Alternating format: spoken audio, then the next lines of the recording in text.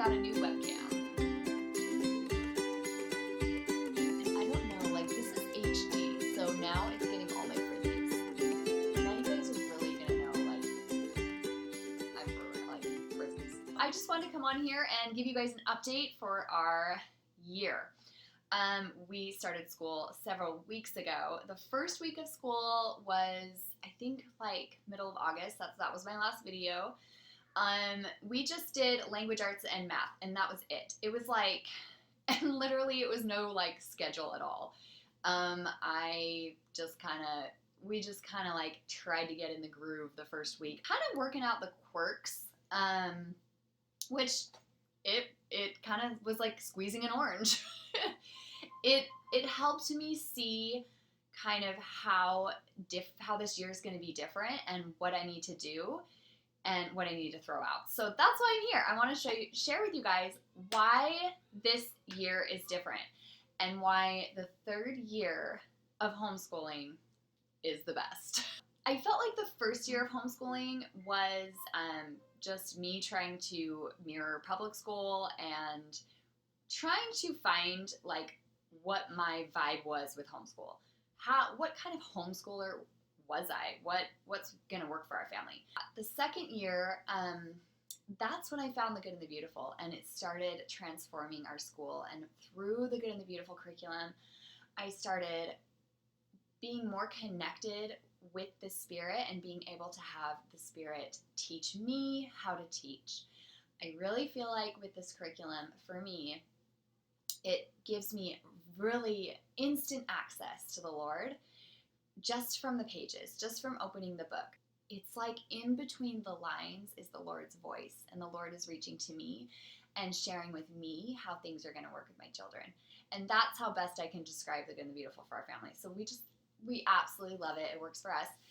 And we are still using it this year. So with Drew, let's just start with like some of the different things we're doing this year. I was having Drew do Explode the Code because he usually does Explode the Code. He's done it for preschool and he did it for kindergarten, and I just naturally thought, okay, we'll keep doing it for first grade.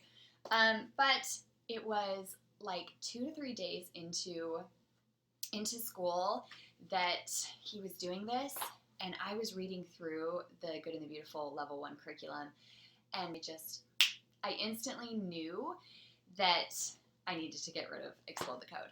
And without question, without hesitation, that is something that is different this year with me, is I am completely in a different place where I can trust the Lord, and everything I'm told and everything He leads me to do, I trust it's going to be the right thing. So whereas it might have been hard for me to throw out a curriculum, to think, oh, are we missing something?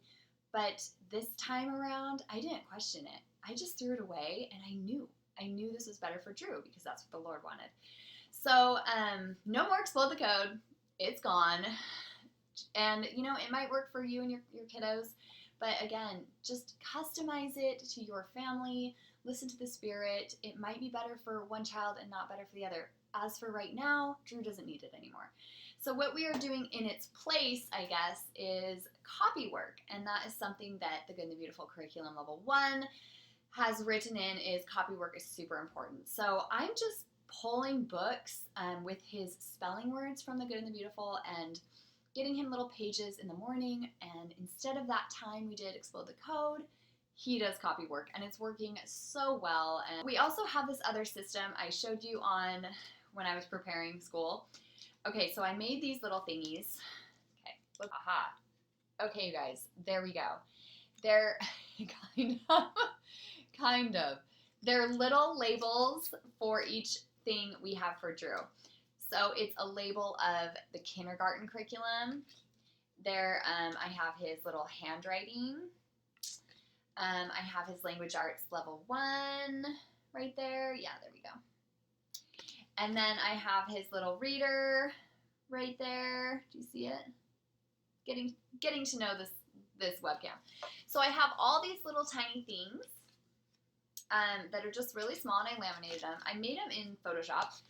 And when he's done with something, he'll just take it and he'll put it on in a little square on our whiteboard. And I showed that in my other video, getting ready for the first day of school. These have worked brilliantly, you guys. Brilliant! I don't know. How did I think of this? The Lord, you guys. I wouldn't have thought of this on my own. Like, this was totally inspired. Another update on Drew. So his level K math we are using.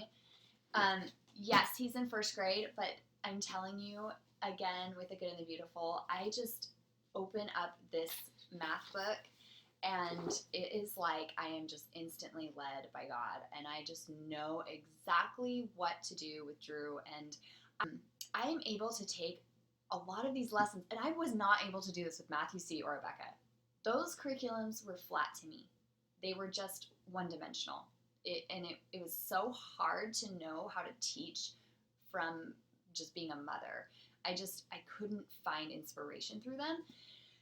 Through this, the good and the beautiful math, I literally, in like a lesson that's about, it's so simply laid out and beautiful, but I'm able to build on it and know what Drew needs. So there was a lesson today where I just naturally started teaching him like fractions. It wasn't part of this, but it just naturally happened, and it was something that I felt like he needed and he's ready for, and it just kind of flowed. It literally just flows. It is a brilliant, you guys, brilliant. And if you have a first grader that is not necessarily super strong in number sense, or you feel like they could even just be enlightened by math and see that math is fun, this is it. This is the curriculum for you. I'm telling you, Drew loves it. He loves it. Like, he asks to do it. He's excited to do math. It was not that way last year. He did not want to do any math last year.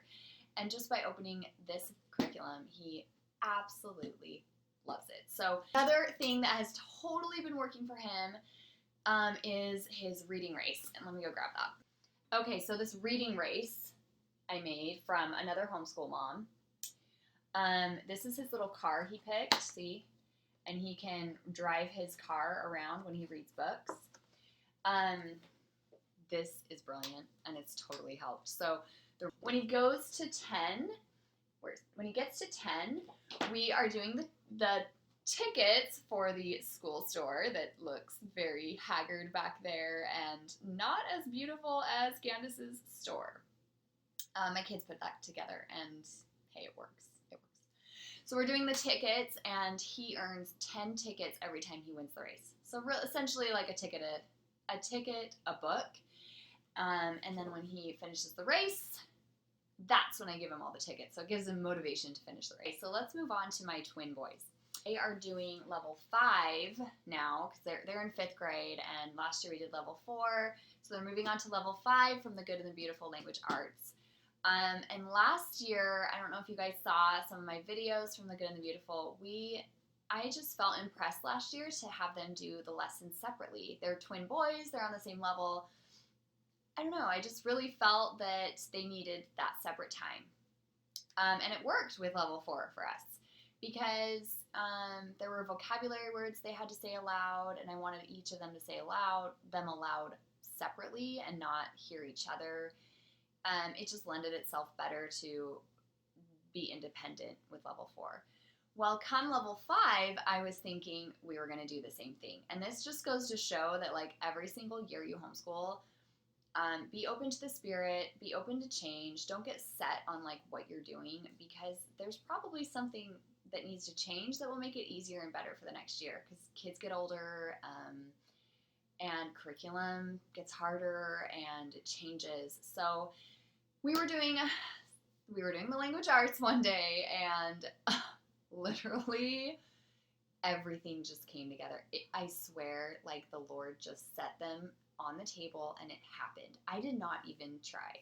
It just happened. We were all on the same table. It was my 2 twin boys doing their language arts, and it was Drew doing his copy work, and we were doing the language arts together. And we took the shared reader, and one boy would read one paragraph, the other would read the other paragraph. So we were able to get the shared reader done in one shot, and it worked really well, and I just knew this is what we needed to do this year. So this really was an answer to prayer. It was do the shared reader together, do sentence dictation, there's some other things in level 5 that need to be with a parent. So pretty much do everything together that involves a parent. And it just felt so fun to sit there with my twin boys and be involved in their lesson, and then Drew was doing his copy work. It just worked. They're still doing teaching textbooks, which they love. And they both asked to play an instrument other than the piano. One thing in our home is they have to play the piano. Like, everyone's required to play the piano until they graduate. That's just, I'm sorry, but you're enrolled in our school, you're going to play the piano. Touching on Mackenzie. Mackenzie's 12. She is in 7th grade, and this year, I think I did this on my Instagram. She's taking an online science course from BYU Online Courses, and the main reason I'm doing this is to kind of test out these online courses for high school. She's been doing it for a couple weeks, and she says she loves it. She really likes sitting down, and she puts on her earphones on the computer, and she pumps out that science lesson, and her notes, you guys, oh, they're awesome. They are, like, way detailed. So that is working really well for her. She is doing really good. She's still doing piano, and she is so happy. You guys, Mackenzie is so happy. She's just beaming every day. So she's in, like, such a great age. For history, we are going to be doing Rome, and you guys, I looked through The Good and the Beautiful History 1, 2, and 3, and there is no ancient Rome. So I am kind of like, I feel like, how did I ever do this without The Good and the Beautiful? I'm serious. The thing I'm using is this, The Story of the World. This is mainly going to be for our Rome unit. And Rome, because I don't have The Good and the Beautiful for Rome, it's only going to be a couple weeks. We are going to be learning Latin. I know. We haven't started it yet, but it's through BYU Independent Study, and I'm totally going to do a video on what I think about independent study courses. So far, we're liking it. I'm still using Homeschool Planet, and as you can see, this year I am signing off the things that they get done. Last year I did put them in those little protector things, but I was noticing, like, they would just, like, get their dry eraser pen and scribble, and I wasn't really able to, like, officially check things off. So I'm being very, like, official this year. I'm so official this year. And it just keeps all of us accountable. Another thing that I added just today is I give extra tickets. I give extra, like, 10 tickets if they read a book and write a book report. And I actually, for my boys, for reading, I told them they need to be reading 1 book a week at least. I just really felt like they need to just be tearing through these books. Mackenzie's books are harder, and they're bigger, and they're more, like, beefier, so I don't really expect her to read a book a week. But, so they're handing in all these book reports, you guys. I'm getting so many book reports right now. They are tearing through these books, reading a ton, and I cannot keep up with the book reports. See, here's a book report right here. There's going to be folders for each of them, and they're going to just be, like, slipping this when they're done. They're slipping it in this little folder, and then at the end of the day, I can check their book reports. That is my update for now. I do want to tell you guys, I have gotten really bad at answering comments. I read them on my email, but I am not so good at responding. I started this under the direction of the Lord and a huge impression. Me and my mom started a local vocal arts youth company centered in Christ for Christ-centered youth. And it is another call that the Lord gave me that I didn't really want to take on because I just want to be 100% homeschool mom. But so me and my mom started that this summer, and it's taking a lot more time than I thought. So I'm having to do, marketing. I had to make the website, and we're having to do emails, and then, kind of the business side of that, which I didn't really want to do, but it's taking a lot more time than I thought. So a lot of my time is over there. Another reason is I really want, this year is different because it's just, I want my family, I just want all my extra time to be with my kids. Um, and I just want to love being around them, and I don't want to miss any moment. And so this YouTube channel is not about me. It's not about my family. It's not about, you know, putting me on camera and about glorifying me or anything. This YouTube channel is about Christ. And I have felt called to do it, just like I felt called to homeschool, just like I felt called to the vocal arts group that I'm doing. Every single thing I do is for the Lord. I just know that the Lord loves all of you, and He loves you so much that He prompted me to get this really silly webcam. And I did it, and that He wants me on here to spread the message of joy, spread the message of